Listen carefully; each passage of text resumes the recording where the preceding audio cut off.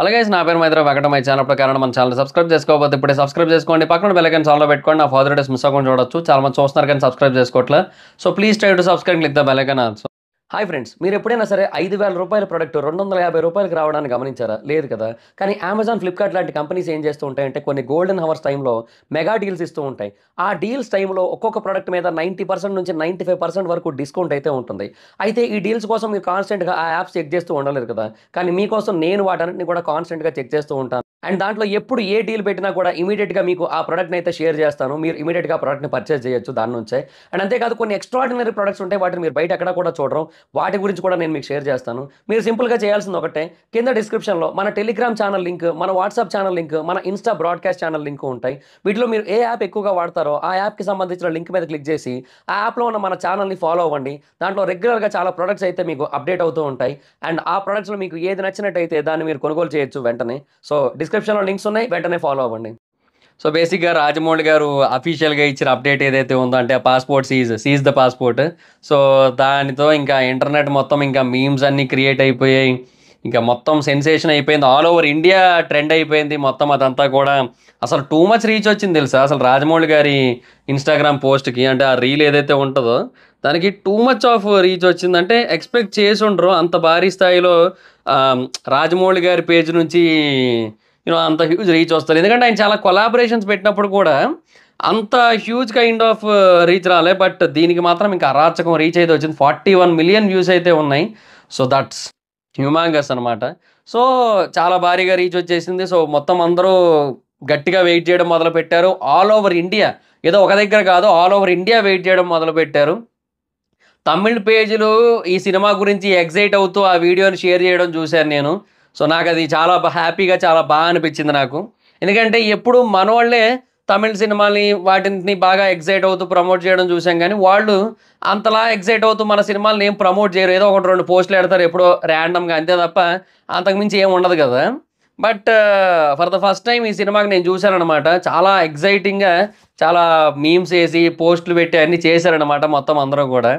So నాకు అక్కడ బాగా అనిపించింది నాకైతే మాత్రం. సో ఓకే, మొత్తం చాలా వరకు ఇండియా అంతా రీచ్ ఉంది, గట్టిగా ఉంది, చిన్న రీచ్ కాదు దీనికి అనుకున్నాను నేను. సో అది మ్యాటర్ అనమాట. సో ఫైనల్గా ఈ సినిమా షూట్ అయితే స్టార్ట్ అవుతుంది. అండ్ దానికి 2 షెడ్యూల్స్ అయితే ఫైనల్ అయ్యాయి. మొదటి షెడ్యూల్ వచ్చి అల్యూమినియం ఫ్యాక్టరీలో. ఇక్కడ కొన్ని సీన్స్ అయితే షూటింగ్ చేస్తారు. బేసిక్గా ఎప్పటి నుంచో సెట్స్ వేస్తూ వస్తున్నారు. సో ఇంకా నాకు తెలిసి ఇంకా తర్వాత ఆర్ఎఫ్సి వీటన్నింటినీ గట్టిగానే వాడతారు. బట్ వీటికంటే మెయిన్గా ఇంకా వేరే కంట్రీస్లోని లొకేషన్స్లో గట్టిగా షూట్ చేస్తారు అనిపిస్తోంది నాకైతే. ఎందుకంటే గ్లోబ్ ట్రోటింగ్ యాక్షన్ అడ్వెంచర్ కదా. సో ప్రపంచం అంతా తిరుగుతూ ఉంటారు. సో ఆల్రెడీ చాలా లొకేషన్స్ ఫైనలైజ్ చేసుకుంటూ వచ్చారు. అండ్ వాడన్నీ ఆల్రెడీ వెళ్ళి చూసేశారు మొత్తం అన్నీ కూడా. అండ్ ఇప్పుడు వాడన్నీ కూడా యాక్సెప్ట్ చేశారు. ఇంకా అక్కడే షూటింగ్ అయితే జరగబోతుంది అనమాట. సో ఇనీషియల్గా అయితే మనకి ఈ అల్యూమినియం ఫ్యాక్టరీలో అయితే షూటింగ్ జరుగుతుంది. కొన్ని సీన్స్, ఒక షెడ్యూల్ ఉంటుంది ఇక్కడ. ఇది అయిన తర్వాత నెక్స్ట్ వాళ్ళు వెళ్ళేది కెన్యాకి. కెన్యాలోని ఒక నేషనల్ పార్క్లో షూటింగ్ అయితే జరగబోతుంది అనమాట. సో బేసిక్గా ఇంకా నాకు తెలిసి డైరెక్ట్గా యానిమల్స్ ఉన్న చోటే షూట్ చేస్తారు. ఎందుకంటే ఈ నేషనల్ పార్క్స్లో ఏంటంటే బేసిక్గా యానిమల్స్ ఓపెన్గా తిరుగుతూ ఉంటాయి. బట్ వాటి మధ్యలోంచే మనం వెళ్ళిపోవచ్చు. వాటికి అలవాటే, వాటికి మనుషులు కాన్స్టెంట్గా కనబడుతూ ఉంటారు, అవి ఏం చెయ్యవు. సో ఆ ప్రాంతంలో నాకు తెలిసి షూటింగ్ అనేది కొంచెం గట్టిగానే జరుగుతుంది అనుకుంటున్నాను నేనైతే మాత్రం. అండ్ ఆఫ్ కోర్స్ చాలా జాగ్రత్తలు తీసుకొని, చాలా ప్రికాషన్స్ తీసుకొని, చాలా పెద్ద యూనిట్తోనే వెళ్తారు. సో ఇంకా ఆబ్వియస్లీ నో ప్రాబ్లం అందులో. సో అలాంటి చోట్ల మొత్తం ఇంకా షూటింగ్ చేస్తారనిపిస్తుంది. అంటే ఇది చాలా రియలిస్టిక్గా, చాలా న్యాచురల్గా ఉండడం కోసం చాలా గట్టిగా ప్లాన్ చేస్తారని అనిపిస్తుంది. అంటే RRRలో మనం ఇంటర్వెల్లో చూసాం, అలాగే స్టార్టింగ్ ఎన్టీఆర్ గారి ఇంట్రో సీన్లో కూడా చూసాం టైగర్, తర్వాత లాస్ట్లో ఇంటర్వెల్ దగ్గర టైగర్స్ రావడం, వేరే యానిమల్స్ రావడం, ఇవన్నీ కూడా చూసాం. ఇవన్నీ VFX కదా. ఈసారి ఏంటంటే ఇంకా వీలైతే సినిమాలో యానిమల్స్ని రియల్గానే చూపించాలని డిసైడ్ అయినట్టున్నారు. సో దానికోసం కొంచెం టైం పట్టినా కూడా ఎన్నిసార్లు వీలైతే అన్నిసార్లు టేకులు తీసుకొని, ఎన్ని షార్ట్స్ వీలైతే అన్ని షార్ట్స్ తీసుకొని అలాగే తీద్దామని ప్లాన్ చేశారేమో అనిపిస్తుంది నాకైతే మాత్రం. బేసిక్గా ఇప్పటికీ కూడా అసలు అర్థం చేసుకోలేకపోతున్న పాయింట్ ఏంటంటే ఇది ఏ జోనర్. అంటే action adventure is fine, but action దేనికోసం? ఇప్పుడు ప్రతి సినిమాలోనే యాక్షన్ ఉంటుంది. ఆ యాక్షన్కి ఒక రీజన్ ఉంటుంది. ఆ రీజన్ అనేది చాలా ఇంపార్టెంట్. ఇప్పుడు RRR ఉంది, RRRలో ఆ పిల్లాడిని కాపాడడానికి ఇద్దరు కూడా ఒక యాక్షన్ చేస్తారు, అది వేరు. అట్లాగే ఆ పిల్లని కాపాడడానికి మొత్తం ఎన్టీఆర్ గారు చేస్తారు. ఇవన్నీ ఉంటాయి. అలాగే ప్రతిదానికి కూడా ఒక ఎమోషన్ ఉంటది. ఒక రీజన్ ఉంటది. సో, ఇక్కడ ఏంటనేది తెలియకుండా ఎంత జాగ్రత్త పడుతున్నారబ్బా అసలు. నిజంగా. అసలు ఎవ్వరికీ తెలియట్లేదు దాని కోసం. అది చాలా సర్ప్రైజింగ్‌గా ఉంది. అంటే globe ట్రోటింగ్ action adventure is fine. But అది ట్రెజర్ కోసమా? లేదంటే ఎవరైనా మనిషి కోసమా? అమ్మాయి కోసమా? ఏంటి? అంటే ఒక అమ్మాయిని ఎత్తుకుపోతే ఆ అమ్మాయిని వేరు వేరు ప్రాంతాల్లో దాచుంచి తిప్పి అట్లా ఏదైనా చేయడమా? లేదంటే ట్రెజరా? తెలియట్లే. సో, అదనమాట సిట్యుయేషన్. సో, అందువల్ల ఇప్పటికి కూడా ఈ జోనర్ ఏంటనేది ఎగ్జాక్ట్‌గా అర్థం కావట్లే. Action adventure okay. రీజన్ అర్థం కావట్లే. సో, అది ప్రాబ్లమ్ అనమాట. బట్ ఎనీహౌ మొత్తానికి ఫర్దర్‌గా ఒక క్లారిటీ వస్తది. ఆ రీజన్ తెలియకుండానే ఎంత హైప్ వచ్చిందంటే రీజన్ తెలిసాక నాకు తెలిసి ఇంకెంత హైప్ వస్తదో సినిమాకి. సో, అందులో నో డౌట్ అనమాట. సరే ఇంకా అదొకటి. అండ్ ఇంకోటి రీసెంట్‌గా ఇంకో న్యూస్ వచ్చింది. అదేంటంటే ఈ సినిమా కోసం 'పృథ్వీరాజ్ సుకుమారన్' గారు ఇంకా ఫైనలైజ్ కాలేదు.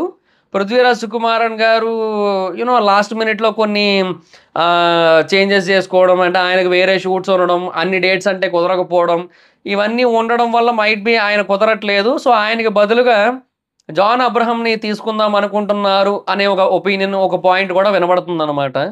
సో, 'పృథ్వీరాజ్ సుకుమారన్' గారైతే సౌత్‌లో బాగా వెల్ నోన్ నేమ్ అండ్ బాగా వర్కౌట్ అవుతది. అంటే కొంచెం ఎక్కువ మార్కెట్, ఇంకొంచెం ప్లస్ అవుతది మార్కెట్‌కి.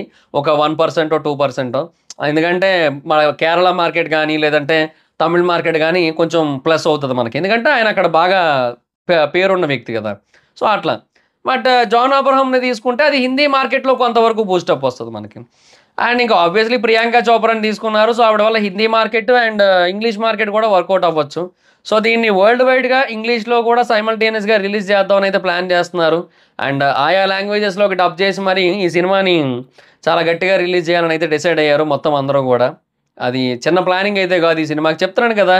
ఒక మార్వెల్ సినిమాలు, ఒక ఒక డీసీ సినిమాలు, ఒక అవతార్ కైండ్ ఆఫ్ సినిమా, ఈ కైండ్ ఆఫ్ సినిమాలు ఎలా రిలీజ్ అవుతాయి వరల్డ్ వైడ్‌గా. సో, ఆ లెవెల్ ఆఫ్ రిలీజ్‌కి అయితే ప్లాన్ చేస్తున్నారు ఈ సినిమా విషయంలో. సో, అదే ఇక్కడ మెయిన్ పాయింట్ అనమాట. సో, ఆ ప్రకారంగా ఇది రిలీజ్ అయినప్పుడు దీని రిలీజ్‌కే మైండ్ పోయే అవకాశాలుంటాయి నాకైతే మాత్రం. ఎందుకంటే మాక్సిమం పీపుల్ అందరికీ కూడా ఎలా ఉంటదంటే ఒక సినిమా అంటే ఇండియన్ సినిమా ఇప్పటివరకు వేరే సినిమాలు వేరు. ఇండియన్ సినిమా ఇన్ని థియేటర్స్ ఇంతవరకే రిలీజు ఇదే అనుకుంటాం. సో, ఒకవేళ 12,500 స్క్రీన్సో లేదా 13,000 స్క్రీన్సో అలా వస్తే సో, దానికే మనం డెఫినెట్‌గా చాలా అంటే చాలా ఎక్కువ ఎక్సైట్ అవుతాం. వావ్! గ్రేట్ అనుకుంటాం. బట్ అలాంటిది నాకు తెలిసి ఈ సినిమా రిలీజ్ రోజు ఖచ్చితంగా ఒక 25,000, 30,000 స్క్రీన్స్‌లో రిలీజ్ అయ్యే ఛాన్స్ అయితే ఉందన్నమాట. సో, అది అనిపిస్తోంది నాకైతే మాత్రం. అంటే ఆ లెవెల్‌లో ప్లాన్ చేస్తారనే ఫీలింగ్ అయితే వస్తోంది నాకైతే మాత్రం. సో, అది situation. So, as of now అయితే షూటింగ్‌లు అయితే స్టార్ట్ కాబోతున్నాయి. ఫస్ట్ అల్యూమినియం ఫ్యాక్టరీలో అండ్ తర్వాత కెన్యాలో. సో, ఇంకా తర్వాత మళ్ళీ తిరుగుతారు మొత్తం అన్నీ గూడా. నాకు తెలిసి అమెజాన్ ఫారెస్ట్‌కి కూడా ఎళ్తారు. బ్రెజిల్ సైడ్ అటు సైడ్ కూడా. సో, అటు సైడ్ కూడా ఏమైనా షూట్ చేసే ఛాన్స్ అయితే ఉన్నాయి. ఎందుకంటే అమెజాన్ ఫారెస్ట్ అనేది ఇంకా మోస్ట్ అడ్వెంచరస్ లొకేషన్ గదా! సో, నాకు తెలిసి అక్కడ కూడా చేయొచ్చని అనుకుంటున్నాను నేను. అండ్ ఒకళ్ళు రిస్క్ అనుకుంటే వద్దనుకుంటే ఆగిపోతారేమో పర్మిషన్స్ అవి లేవు అనుకున్నట్టయితే. అండ్ ఆ తర్వాత డెఫినెట్‌గా యూఎస్‌లో కావచ్చు, యూరోప్‌లో కావచ్చు, ఆఫ్రికాలో కావచ్చు అన్ని చోట్ల కూడా షూట్ చేస్తూనే ఉంటారు కాన్స్టెంట్‌గా. అందుకే గ్లోబ్ ట్రోటింగ్ యాక్షన్ అడ్వెంచర్ అనే పేరు పెట్టారు. చాలా పెద్దదే. ఆ 1000 కోట్ల బడ్జెట్ కూడా 2 పార్ట్‌లకి సరిపోదు. అంటే యాక్టర్స్ రెమ్యునరేషన్ ఏముండదు. జస్ట్ యాక్ట్రెస్ అండ్ వేరే వాళ్ళ రెమ్యునరేషన్స్ ఉంటాయి. మహేష్ బాబు గారు రెమ్యునరేషన్ తీసుకోవట్లేదు. అండ్ రాజమౌళి గారు తీసుకోవట్లేదు. వాళ్ళు ప్రాఫిట్ షేరింగ్ మోడల్‌లోకెళ్లారు ఈ సినిమాకి. సో, ఆబ్వియస్‌లీ ఒక సినిమాకి 500 కోట్లు పెడుతున్నట్టు వితౌట్ ఎనీ రెమ్యునరేషన్ ఓన్లీ సినిమాకి 500 కోట్లు పెడుతున్నట్టు కేఎల్ నారాయణ గారు ప్రొడ్యూసరు. బట్ ఏమో నాకు అది కూడా డౌటే. ఇంకా అది కూడా సరిపోదేమో. ఈజీగా 650, 700కి వెళ్ళిపోద్ది అనిపిస్తుంది ఒక ప్రతి పార్ట్‌కి కూడా. చూద్దాం ఏదవుతదో. సో, అది మై సిట్యుయేషన్. సో, ఫైనల్‌గా ఈ సినిమా అయితే కంప్లీట్‌గా షూట్ స్టేజ్‌కి అయితే ఎళ్ళబోతుంది. Very very exciting. అంటే చాలా హ్యూజ్ ఎక్సైట్‌మెంట్ అయితే వచ్చేస్తుందనమాట అప్పుడే. ఎప్పుడెప్పుడు చూసేస్తామా? ఎప్పుడెప్పుడు సినిమా చూసేస్తామా అని. వీలైతే రాజమౌళి గారు ఆ స్క్రిప్ట్ పేపర్ ఇస్తే బావున్ను. ఒకసారి మొత్తం అంతా విజువలైజ్ చేసేసుకోవచ్చు. ఇలా ఉందనమాట మైండ్‌లో మొత్తం. అది అవ్వదులేండి గానీ చెప్తున్నాను నార్మల్‌గా. అంటే అలాంటి కైండ్ ఆఫ్ సెన్స్ ఉంది ఇప్పుడు బ్రెయిన్‌లో. సో, అది situation. So, thoughts it guys. Eagerly waiting for that movie. So, ఏమైనా అప్డేట్స్ ఉంటే ఇలాగే కాన్స్టెంట్‌గా చెప్తూ ఉంటాను మీకు. సో, డెఫినెట్‌గా ఈ వీడియో మీకు నచ్చినట్టయితే లైక్ చేసి ఈ వీడియోని షేర్ చేయండి మీ సోషల్ మీడియా ప్లాట్‌ఫామ్స్‌లో. అండ్ ఇప్పటివరకు ఎవరైనా మన ఛానెల్‌ని సబ్స్క్రైబ్ చేసుకోకపోతే ఇప్పుడే సబ్స్క్రైబ్ చేసుకోండి. పక్కన బెల్ ఐకాన్ ఆల్‌లో పెట్టుకోండి. నా ఫర్దర్ వీడియోస్ మిస్ అవ్వకుండా చూడొచ్చు. చాలా మంది చూస్తున్నారు కానీ సబ్స్క్రైబ్ చేసుకోవట్లే. So, please try to subscribe, click the bell icon. Also నా ఇన్‌స్టాగ్రామ్ ఐడీ ఎవరోస్ మైదర్ ఎక్కడొచ్చి ఫాలో అవ్వచ్చు. Thank you so much guys. Bye. Meet next video. By.